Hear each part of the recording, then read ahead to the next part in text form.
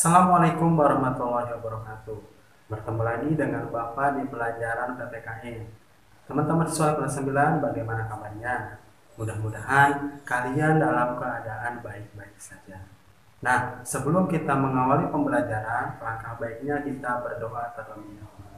A'udzubillahi minasyaitonirrajim. Bismillahirrahmanirrahim. Rabbi zidni ilman warzuqni fahman bi rahmatika ya arhamar rahimin. Mudah-mudahan dengan mengawali pembelajaran dengan doa, pembelajaran kita menjadi lebih baik dan lebih barokah lagi. Nah, teman-teman tadi sudah lihat kan video bagaimana teori kekuasaan.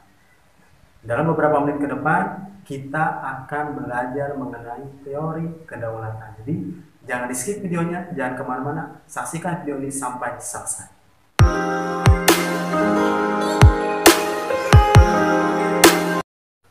Nah, teman-teman, berbicara tentang kedaulatan, di setiap daerah, di setiap tempat, di setiap wilayah, di permukaan bumi ini pasti ada yang namanya kekuasaan.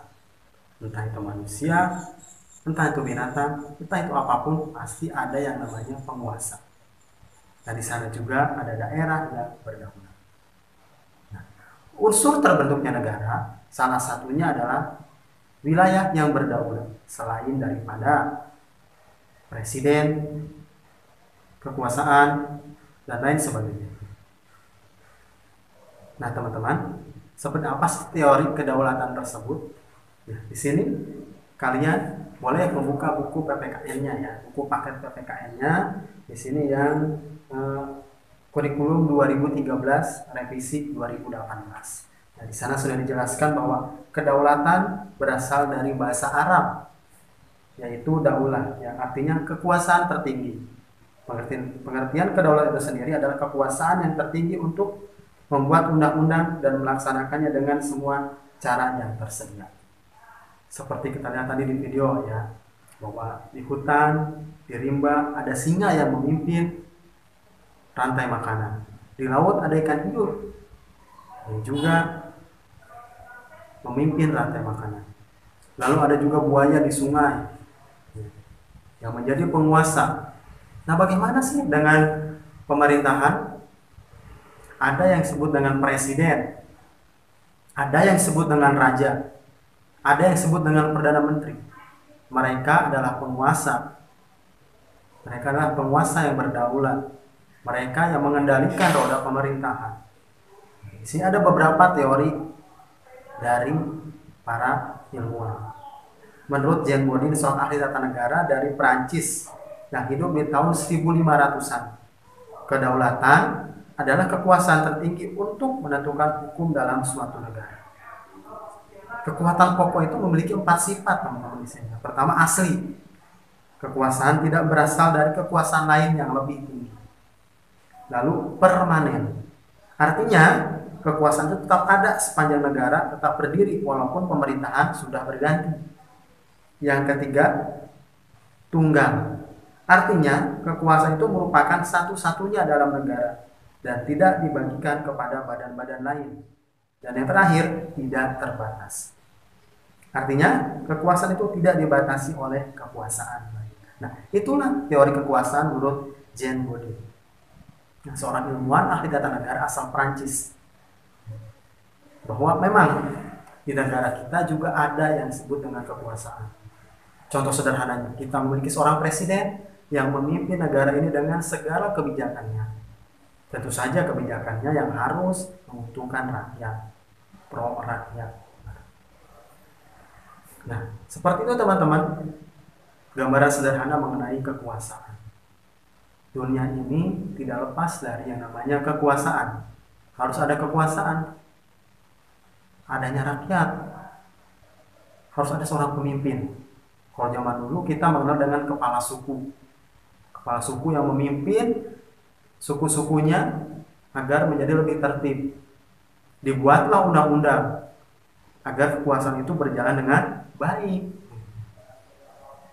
Undang-undang sebagai alat pengontrol kekuasaan. Hanya ada rakyat saja, hanya ada wilayah saja, hanya undang-undang saja, tidak ada pemimpin, tidak akan menjadi sebuah negara. Butuhnya seorang pemimpin dalam suatu negara untuk merangkul semua rakyatnya menjadi satu kesatuan. Di situ kita butuh pemimpin. Pemimpin seperti apa yang kita butuhkan? Tentu pemimpin yang bijak, pemimpin yang mampu memberikan keputusan dengan baik. Apa jadinya kalau negara kita tidak ada pemimpin, atau negara kita punya pemimpin, apa pemimpinnya tidak bijak gitu, tidak baik gitu. Sama saja gitu. Negara kita akan hancur, teman-teman ya. Nah, ini menjadi tanggung jawab kita semua untuk memperoleh pemimpin yang baik, pemimpin yang mampu menjadi pemimpin di masa depan, bukan hanya mengandalkan kekuasaan untuk meraih hasratnya sebagai seorang pemimpin, tapi pemimpin yang mampu merangkul rakyatnya ke arah yang lebih baik. Di Islam dulu pernah dikisahkan, teman-teman, zaman Nabi Musa, ada seorang raja bernama Fir'aun. Dia raja yang tidak baik, dia raja yang tidak bijak.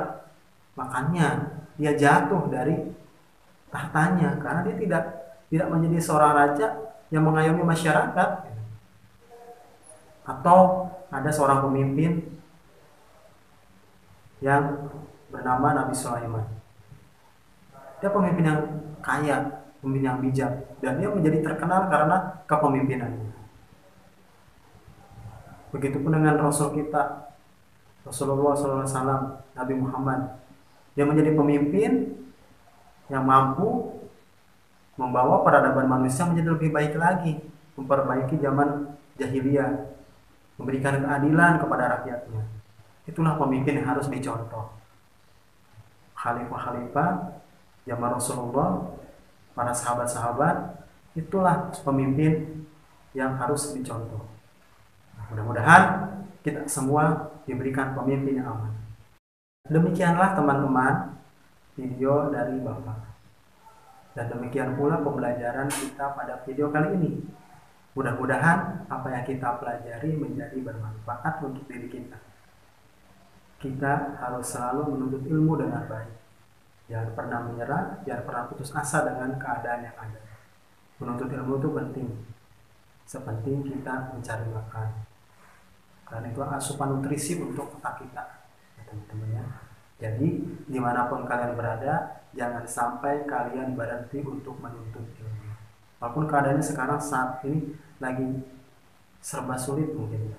Adanya COVID-19 membatasi pergerakan kita, membatasi ruang kita dalam belajar, tapi itu tidak menyurutkan semangat kalian untuk tetap belajar. Terima kasih. Mohon maaf apabila ada kesalahan. Billahi taufiq wal hidayah. Wassalamualaikum warahmatullahi wabarakatuh.